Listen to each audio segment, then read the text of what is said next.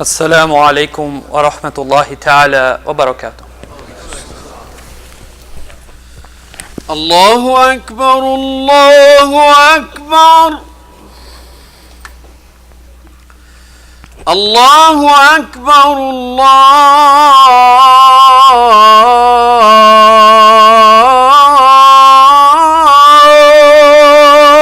الله أكبر. أشهد أن لا إله إلا الله.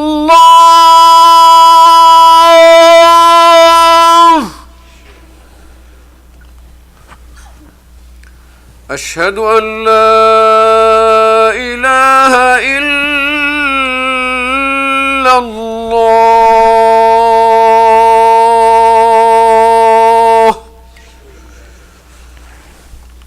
أشهد أن محمدًا رسول الله.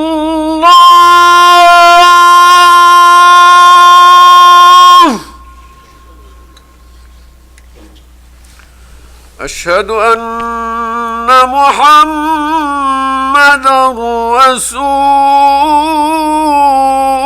الله.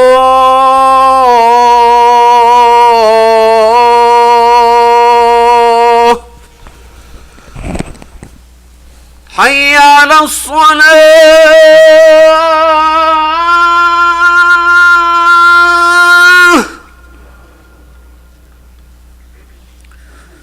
حي على الصلاة.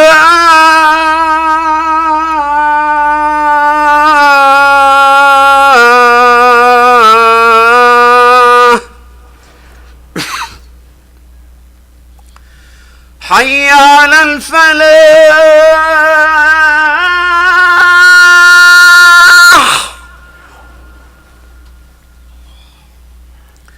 حي على الفلاح.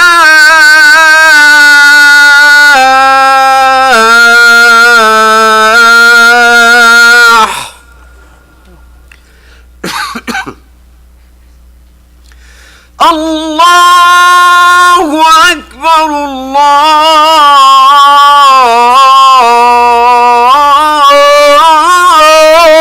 الله أكبر. لا إله إلا الله.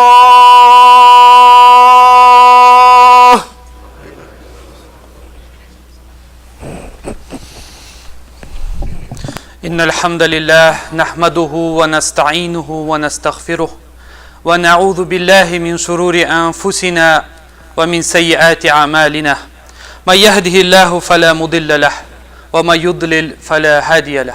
ونشهد أن لا إله إلا الله وحده لا شريك له ونشهد أن محمدا عبده ورسوله. يا أيها الذين آمنوا اتقوا الله حق تقاته ولا تموتن إلا وأنتم مسلمون. يا أيها الناس اتقوا ربكم الذي خلقكم من نفس واحدة وخلق منها زوجها وبث منهما رجالا كثيرا ونساء واتقوا الله الذي تساءلون به والأرحام إن الله كان عليكم رقيبا. يا أيها الذين آمنوا اتقوا الله وقولوا قولا سديدا يصلح لكم أعمالكم ويغفر لكم ذنوبكم ومن يطع الله ورسوله فقد فاز فوزا عظيما. إنهم إن يظهروا عليكم يرجموكم أو يعيدوكم في ملتهم ولن تفلحوا إذا أبدا. فإن أصدق الحديث كتاب الله وخير الهدي هدي محمد صلى الله عليه وسلم وإن شر الأمور محدثاتها وكل محدثة بدعة وكل بدعة ضلالة وكل ضلالة في النار. ثم أما بعد يا عباد الله. In today's khutbah, inshallah ta'ala, I want to share with you some reflections and some thoughts that are gathered from different sources and different ulama about an ayah that is very close to my heart personally. This is an ayah that belongs to Surah Al-Kahf. This is the 20th ayah. And many of you who are accustomed to reciting the surah every week, you will find this ayah very familiar. I have recited it in the muqaddimah, in the beginning of my khutbah. And in this ayah, Allah subhanahu wa ta'ala telling us something very powerful about these young men. who lived, these young men lived in a society where overwhelmingly that society was dominated by kufr, by disbelief, by shirk, and was not a society of Muslims. These young people, this fityah, as Allah subhanahu wa ta'ala describes them, were able to hold on to the iman and were able to hold on to the Islam, even though they were living in a society where everything about that society was calling them to the opposite of Islam. They were still able to maintain the iman. And of course, at the end of it all, when their life was threatened, they found refuge in a cave. Many of you are familiar with this story. This khutbah is not about the story itself. It's actually about one very small part of this narration that Allah subhanahu wa ta'ala tells us Himself, and He decided that this should be the part of the eternal guidance of the Quran, of the timeless guidance of the Quran. I hold this story dear to my heart entirely, because for young people especially, this is one of those special places in the Quran where youth will find guidance. Because these are youth in a difficult society, and they're trying to hold on to the Islam. Now as they wake up, Allah has put them to sleep for many, many years. فَلَبِثُوا فِي كَهْفِهِمْ 300 سِنِينَ وَازْدَادُوا 9. 309. That many years they're out, they're asleep, and when they wake up, they're feeling hungry. They talk about, what are we going to do? Should we go out and get some food? And they have this conversation. So they pick one of them and give whatever money they have, and they're sending him out. After having a discussion in the previous ayah, and I am not sharing with you today, they had a discussion about who should go, how should they behave, وَلْيَطَلَّطَّفْ وَلَا يُشْعِرَنَّ بِكُمْ أَحَدًا. Be very, very careful with your step. Don't let people know, because they thought the authorities were looking for them. They're fugitives. They're hiding from law. So watch out. When you go out, be a little coward. Don't be careful, be extra careful. Don't be too obvious, and don't let anybody realize who you really are. Be extra careful. All this extra advice is being given to this one guy who is getting food for everybody else. But as he leaves, one last advice is given to him. As he goes back to that society, one last piece of advice is given to this young man. And this is the advice I want to base my entire khutbah on today. إِنَّهُمْ إِيَظْهَرُوا عَلَيْكُمْ يَرْجُمُوكُمْ أَوْ يُعِيدُوكُمْ فِي مِلَّتِهِمْ وَلَنْ تُفْلِحُوا إِذًا أَبَدًا. One statement, and it begins with إِنَّهُمْ. You see, the Arabic language is very powerful. The word inna is used, they say harfu tawkid, but it's used rhetorically in balagha for a couple of reasons. It's used by someone who completely believes in what they're about to say. They have absolute conviction in what they're about to say, and it's also used when the person you're talking to is not so sure. They say harf inna tufid izalat shak. One of its benefits is that it removes doubt, removes kind of, I'm not so sure, I'm a little skeptical, I'm not sure that big of a deal kind of attitude. But when you want to make someone realize that what I'm about to tell you is something super important, you better make a big deal out of it. It's not something small I'm telling you. You use inna in Arabic, especially in Old Arabic. So one of the youth is saying to this young guy who is going to go back there, no doubt about it, I want you to understand very clearly, the threat I'm about to warn you about is not a slight possibility. It's an absolute danger. Those people that you're going to go out to, in yadharu alaykum, if it happens that they find out about you. Dhahara ala is complex language. It means to overpower someone, to go after someone, to catch up to them and defeat them. I want you to think of an image of two people fighting.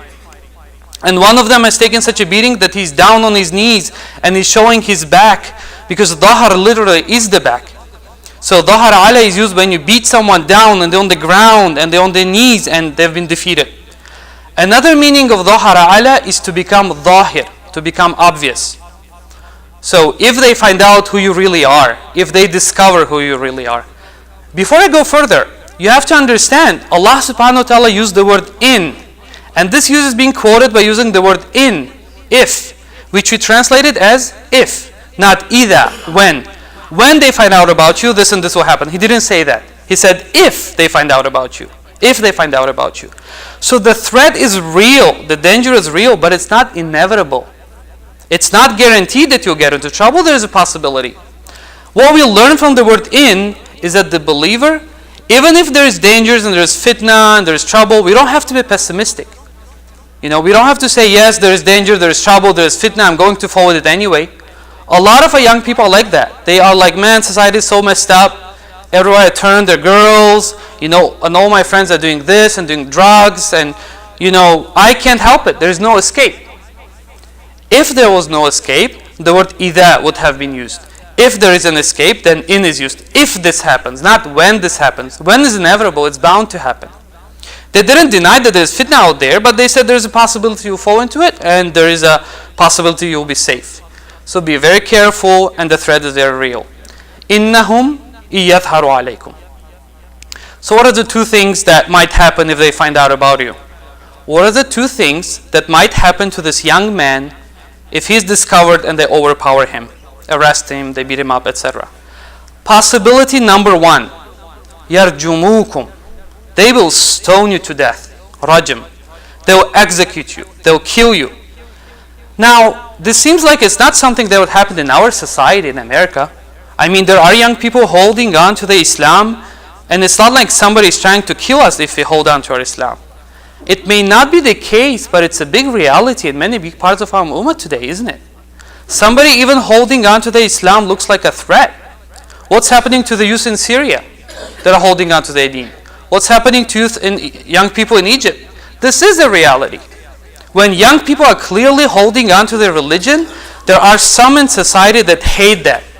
They don't mind old people coming to the masjid. They don't mind an 80-year-old coming and praying Fajr in the masjid. They don't care.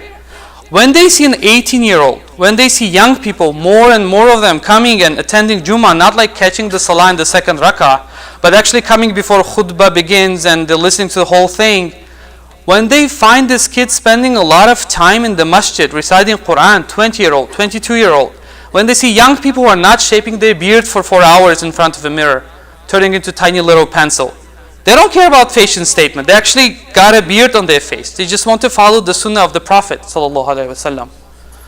And there are some in some societies that get really threatened. And the threat is even ancient. Even back then, if they see you holding on to your Islam, wearing your Islam, making your Islam obvious, they would stone you to death. This is the first danger, and for them the danger is immediate. It's not some possibility. Obviously the court has decided that these people are supposed to be executed. So they were on the death row. These guys were on the death row. So when he's going back, it's a real for him that this might happen if he gets caught. So that was possibility number one. But then an even bigger danger is mentioned. And the second danger is in the ayah. The same youth is telling his friend, listen to me very carefully, brother. If you go out there, you might get stoned to death. If they catch you, you might get stoned to death. But that's not that bad. Because even if you die, you still become a shaheed and you still end up in Jannah. It's bad, but it's not that bad. Because at the end of this all, you're still successful. Here's another danger when you go back out there. And it's even more dangerous than being stoned to death and being killed. This is the danger I want to talk to you about today. He says, أَوْ يُعِيدُكُمْ فِي مِلَّتِهِمْ. I will give you a simple, modern American translation first, and then we'll dive into the words and what do they mean. Or they will assimilate you. Or they will integrate you. They will turn you into one of them, and you won't be able to tell the difference between where Islam ends and the kufr begins. They will make you one of them. This is a modern American translation that I'm giving you. Let's explore the words. أَوْ يُعِيدُكُمْ, or they will bring you back. هؤلاء الشباب كانوا كفارا فأصبحوا مسلمين. They used to be kuffar. They used to be in that lifestyle. They were living it up. They were partying. There was nothing haram for them. Young people who do not have Islam, there is nothing haram. Nothing is forbidden for that person. They can do whatever they want. Like the Prophet says, sallallahu alaihi wasallam, "Ad-dunya sijnul mu'min wa jannatul kafir." This dunya, this world is a prison for the believer, right? This is haram, that's haram. Don't look over there. You can't drink that. You can't eat that. There are restrictions. But for kafir, everything is halal. They don't have to check the ingredients. He doesn't have to think twice about doing something. He just does whatever he wants.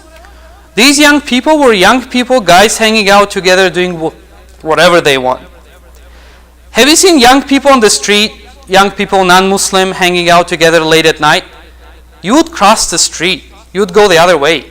These guys, you don't know what they're capable of. They can do whatever they want. Especially when they're together, they get worse. When there is one guy by himself, it's bad. When there are 10 of them walking down the street, it's just trouble. So he says, one of the dangers is that they will pull you back into your kufr, into their kufr. They will take you back to the way you used to be. Because right now, your iman is strong because you are with your brothers. But you are going to leave your brothers right now, and you'll go into the city by yourself. And when a young man is not in a good company, and he's by himself, his iman is in trouble. And he can find bad company, and they can suck him right in. They don't have to have police after you to suck you back into that kufr. They just have to tempt you again. Put you in some fitness situation, you go back to the city, you see someone, you use some of your old friends you used to hang out with, and they're like, come on man, let's just have a chat. Let's have a couple of drinks. Let's just sit down and talk. So there is a threat that you might be tempted to go back into that lifestyle. You might start asking yourself, man, ever since I've become a Muslim, they're trying to kill me. I have to live in a cave. It's not comfortable to sleep. We can't even find food for ourselves. Why did I take all this trouble? My life was so much easier when I was a kafir. It was so much easier. Why don't I just go back and let things be the way they were? And the believer, a Muslim, might be saying, I will never be like that. My iman is not that weak. I can handle it. I can go out there and manage myself. But you know what? The ayah is saying this, and Allah subhanahu wa ta'ala has recorded this as part of the Quran.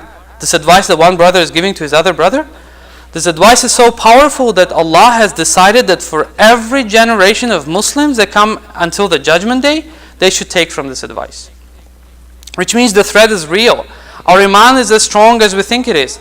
We even then ask Allah, رَبَّنَا لَا تُذِغْ قُلُوبَنَا بَعْدَ إِذْ هَدَيْتَنَا. We ask Allah that. Allah, don't let our hearts get deviated after you have guided us. Just because we have guidance now, we are not guaranteed guidance tomorrow. And especially for young people who might have a past, and that past might come back and it might tempt you, and shaitan may even make you think about it. Some of you have made tawbah, used to have a wild past, and you made tawbah, and you now change your life. Not like that anymore.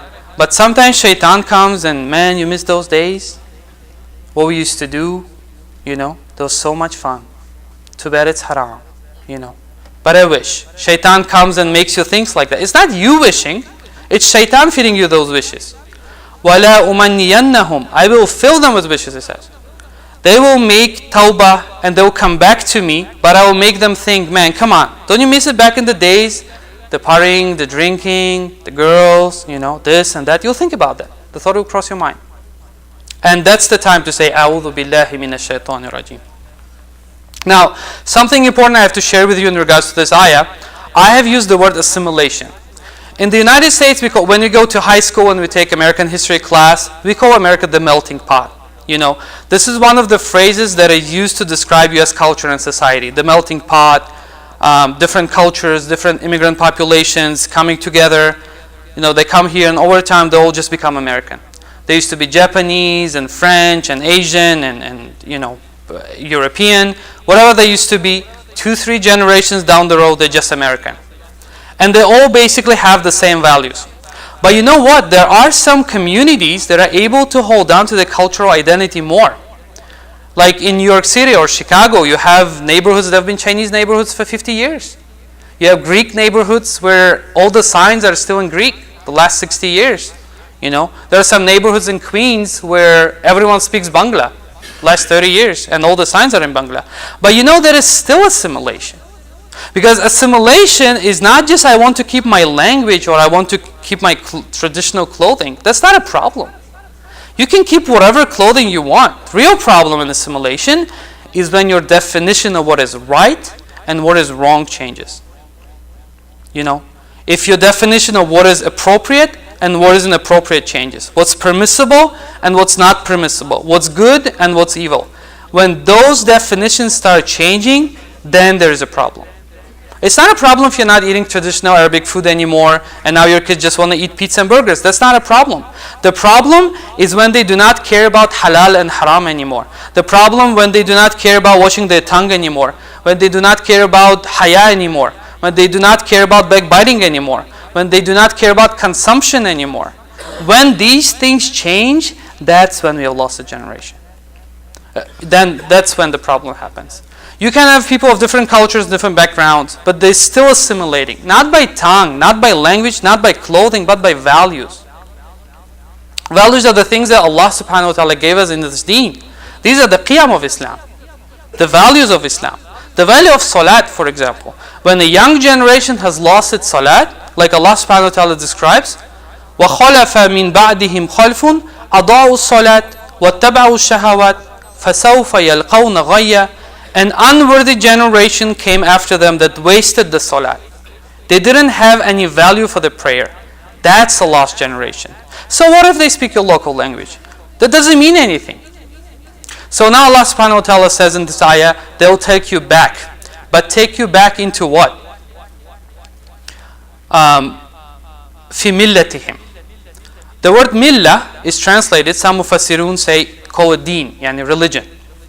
They will take you back into their old religion. But word millah in Arabic, there are a lot of derivations from that word. Millah, they also say maliltu minhu in old Arabic. They say, I hate this guy. I cannot stand him. Millah also means you have love for something, and that love is also driven by your hate of something else.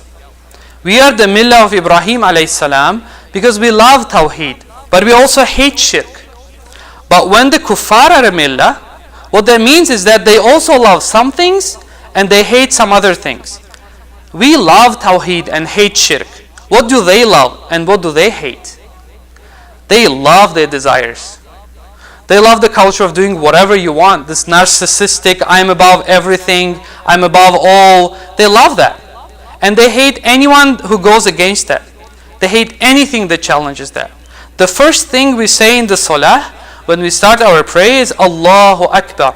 We put our ana aside. We make Allah subhanahu wa ta'ala supreme, not ourselves.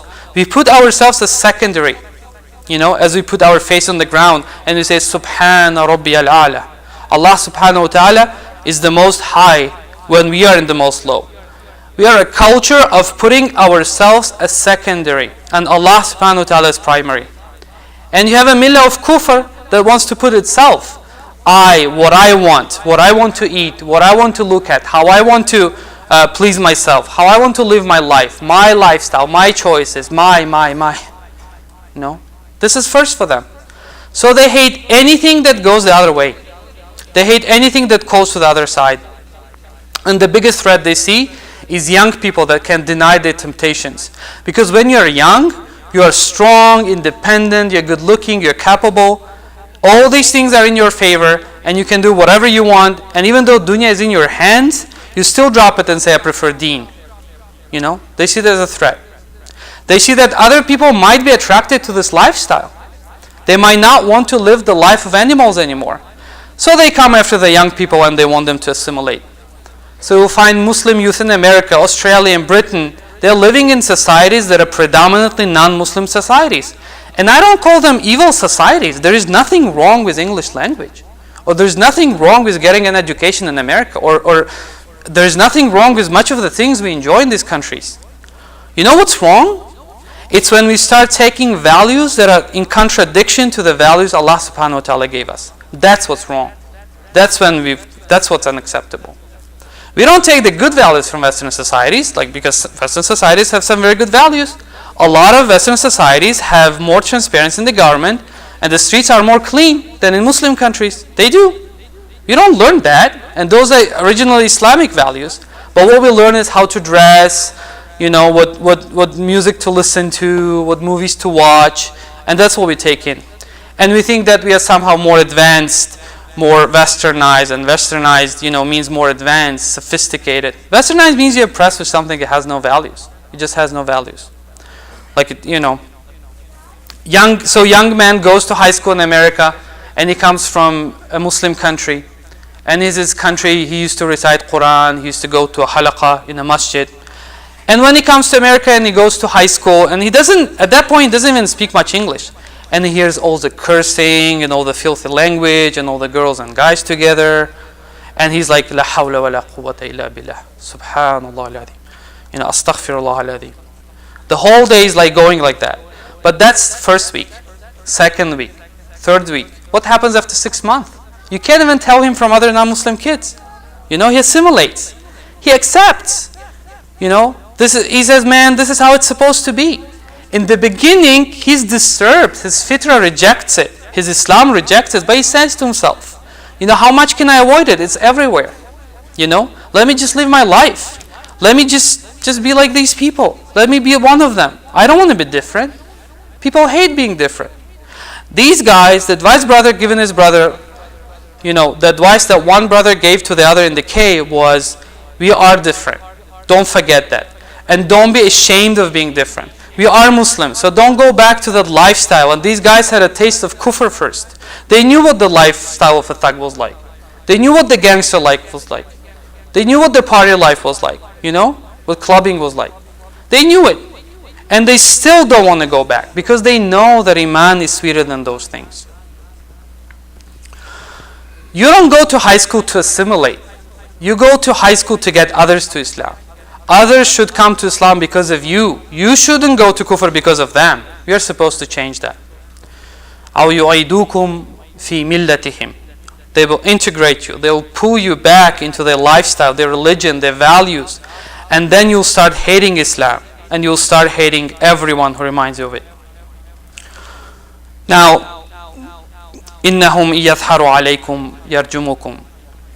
And if that happens, you're never ever going to succeed. That's the final warning. If they're successful in pulling you back, that's what's going to happen. If they make you live that life again, you'll never be successful. If that happens, in that case, you're never ever going to attain success. And the last reminder I want to share with you all and myself, the word Allah has subhanahu wa ta'ala used for word success. He says, لَن تُفْلِحُوا. Al-iflah in Arabic is related to the work of the farmer. Fallah. Fallah is the farmer. And he has a very difficult life.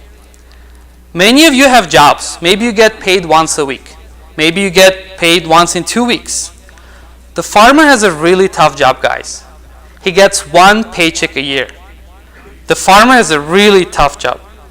He works the entire year, and then finally the crop comes and he gets paid. The entire year of work.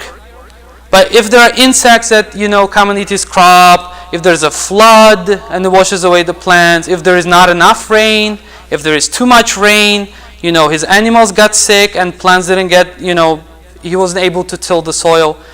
If any of these problems happen, that 1 paycheck a year is not going to come. And even though he does all the work that's required, it's still in the hands of Allah. He could do everything he needs to do, but rain never came. He can't do anything about that. Insects came and ate all of his crop. He can't do anything about that. He can't. But you know what? When the farmer reaches the crop season and all the plants are tall and green and they are fresh and he's cutting them all over the world, that's when they celebrate. They decorate the village, they have festivals. You know why? Because finally, all of that 1 year's labor is paying off. At that moment, when he's cutting the crop, that's when he's called Al-Fallah. From it we get the word Muflih, the successful one. Meaning the guy who have put work and expected from Allah the blessings, and eventually, at the end of his work, he finally gets his paycheck. By use of that word, Allah is teaching us, young man, young woman, you have a lot of work ahead of you. Just like that farmer. And there's going to be 1 big paycheck at the end. So don't get disheartened if you don't see the results of your labor right away. If you're a kind of person who wants to see the results right away, and then you're never going to be a muflih. Because a muflih has to do a lot of work, and he only sees the results all the way at the end. You can't be impulsive. This is the mentality youth has to develop. أقول قولي هذا واستغفر الله إنه هو الغفور الرحيم.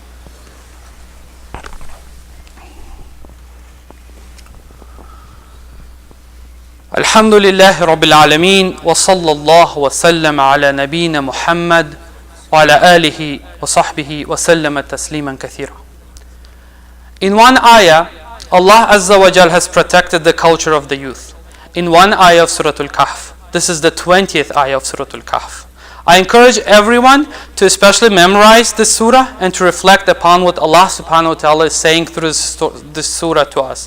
This is telling our story. It's not just some historical incident only. It's actually telling our story. May Allah Azza wa Jal protect our young people from all kinds of fitna and make them a source of encouraging and strengthening for the deen and each other. May Allah Azza wa Jal make our youth those whom Ummah is proud of and they carry the flag of Islam the way it's supposed to be carried. May Allah Azza wa Jal make our young people the examples of Islam to the rest of society. So instead of them being attracted to the life of kufr, those who are lost in kufr and are drowning are attracted to the life of Islam. Allahumma alimna ma yanfa'una wanfa'na bima 'allamtana innaka antal alimul hakim. Allahumma ighfir lil mu'minin wal mu'minat wal muslimina wal muslimat al ahya'i minhum wal amwat innaka sami'un mujibud du'a. اللهم انصر الإسلام وعز المسلمين وذل الشرك والمشركين عباد الله يرحمكم الله اتقوا الله إن الله وملائكته يصلون على النبي يا أيها الذين آمنوا صلوا عليه وسلموا تسليما اللهم صل وسلم على نبينا محمد وعلى آله وصحبه أجمعين ومن تبعهم بإحسان إلى يوم الدين وآخر دعوانا أن الحمد لله رب العالمين وأقم الصلاة.